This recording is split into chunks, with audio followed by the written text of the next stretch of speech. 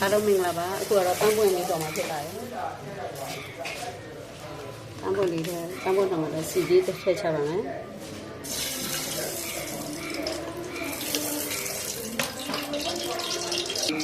ကျက်တနေလေးထည့်ချပါမယ်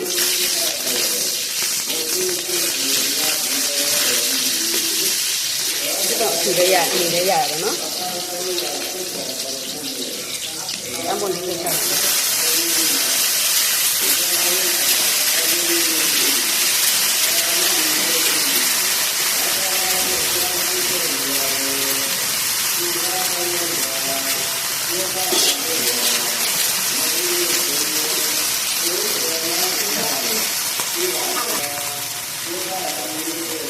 ချက်ပုတ်လေးနည်းနည်းထည့်ပါမယ်စားလေးနည်းနည်းထည့်ပါမယ်